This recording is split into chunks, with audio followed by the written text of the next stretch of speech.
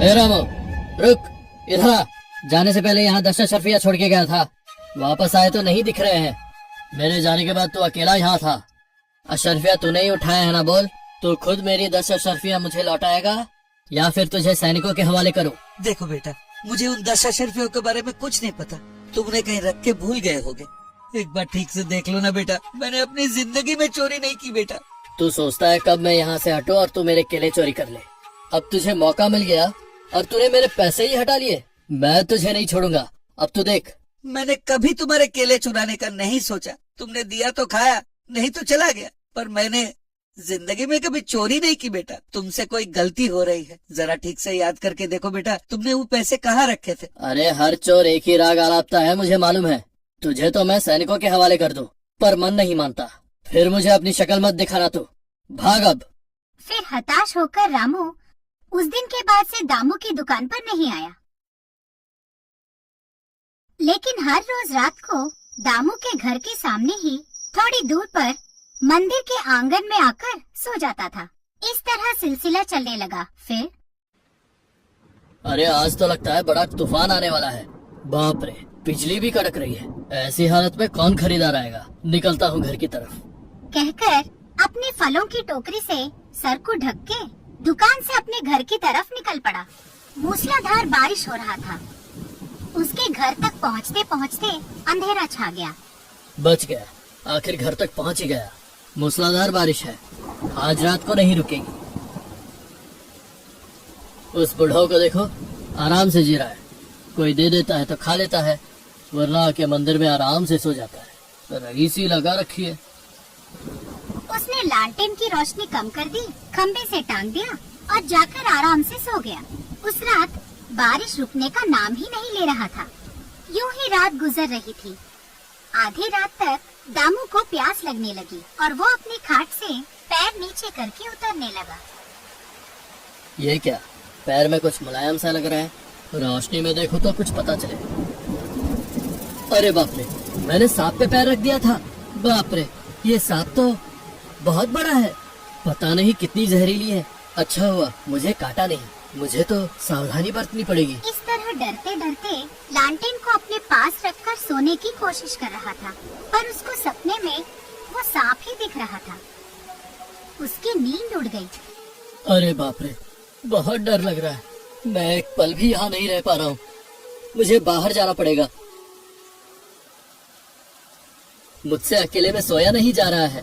आज रात के लिए उस भिखारी को घर बुलाता हूँ। दोनों मेरे घर में ही रहेंगे, तब मैं चैन से सो पाऊंगा। रामू, ओ रामू, मैं हूँ दामू, केले का व्यापारी। कौन है? तुम हो? तुम्हारा नाम दामू है? कितनी बार पूछा, पहले बताया नहीं तुमने। अब खुद से आकर अपना नाम बता रहे हो। क्या चाहिए तुम्हें? मुझे घर में अकेले में सोने में डर लग रहा है। अगर तुम आज मेरे घर में सोते तो। रहने दो बेटा, मेरे जैसे चोर का तुम्हारे घर में सोना शायद अच्छा नहीं दिखेगा। तुम जाके सो जा। अरे ऐसा मत बोलो, मैं तो उस बात को कब का भूल गया। इतनी बारिश में अकेले यहाँ कैसे सोओगे? मेरे साथ घर चलो, दोनों घर में सोएंगे। तुम्हें अपने घर बुलाने से मुझे कोई परेशानी नहीं होगी। तुम मुझे यहाँ से भी भगा के तब दम लोगे ना। मैं तुम्हारे साथ नहीं आ सकता। तुम जाओ बेटा। वैसे भी तुम तो रोज अकेले ही सोते हो ना। आज तुम्हें इतना डर क्यों लग रहा है? कोई सपना वपना देख लिया क्या? सपने से क्या डरना बेटा, भगवान का नाम लेके सो जाओ, नींद आ जाएगी। नहीं नहीं, वैसी बात नहीं है। मैं पानी पीने के लिए नींद से जागा, मेरे पैर में कुछ मुलायम सा लगा। मैंने देखा तो इतना लंबा सांप खिड़की से भाग रहा था। मैंने देखा। अच्छा, तो तुम सांप से डर रहे हो? सांप लंबा सा, पूंछ उसका पतला सा है क्या? फिर तो वो जरूर नागराज ही थे। अगर उन्होंने काट लिया तो जान नहीं बचेगी। बाहर जोरों की बारिश हो रही है ना, गर्मी ढूंढते हुए आ गया और तुम्हारे खाट के नीचे घुस गया। वैसे मुझे क्या लेना देना? तुम जाके सो जाओ बेटा। चोरों के संगत में तुम क्या करोगे? बाप रे, तुम्हारी बातों से तो और डर लग रहा है। तुम्हें मैं सच बताता हूँ, तुम चोर नहीं हो। मैंने जानबूझकर तुम पर चोरी का इल्जाम लगाकर तुम्हें दुकान पर आने से रोका है। मुझे माफ कर दो। ये सब बातें मन से निकाल कर आज के लिए मेरे घर पे आके मेरे पास सो जाओ। अगर तुम्हें सांप ने काट वाट लिया तो बताना। मेरे पास ये जो झोला है ना, उसमें जड़ी बूटियाँ है, उनसे मैं तुम्हें बचा लूंगा। समझ गए? क्या बोला?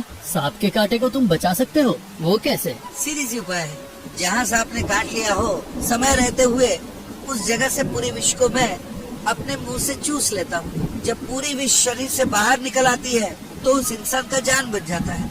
अच्छा, पर विष अगर गले से शरीर में चला गया तो तुम्हें कोई नुकसान नहीं होगा? नुकसान क्यों नहीं होगा, पर उसका तोड़ मेरे पास कुछ जड़ी बूटियाँ है, उनसे मैं अच्छी तरह कुल्ला करके थूक देता हूँ। मेरे मुंह में से सारा विष खत्म हो जाता है। फिर तो आज रात तुम्हें पक्का मेरे घर में मेरे पास सोना पड़ेगा। मेरे साथ चलो ना रामू, मैं वादा करता हूँ कि फिर कभी तुम्हें तंग नहीं करूँगा। चोर तुम नहीं, चोर मैं हूँ। अब तो मान जाओ। हाँ, अब तुमने सच उगल दिया तो तुम्हारी बात मानता हूँ। अब तुम इतनी जोर जबरदस्ती कर रहे हो तो चलता हूँ। चलो। फिर वो दोनों मिलकर दामू के घर पहुँचे। दोनों ने मिलकर कुछ देर तक बातचीत की और फिर अपनी अपनी जगह सो गए। नींद में भी उसे नागराज के बारे में रामू की बताई हुई बातें याद आकर कितनी भी सोने की कोशिश करूं, उस सांप को भूल नहीं पा रहा हूँ। वैसे भी रामू के पास तो इसकी दवा है, फिर मैं क्यों डरूं? बहुत जोर की प्यास लगी है, थोड़ा पानी पी के आके सो जाता हूँ। फिर दामू अंधेरे में पानी पीने जाने लगा तो उसके पैर पर कुछ मुलायम सा लगा।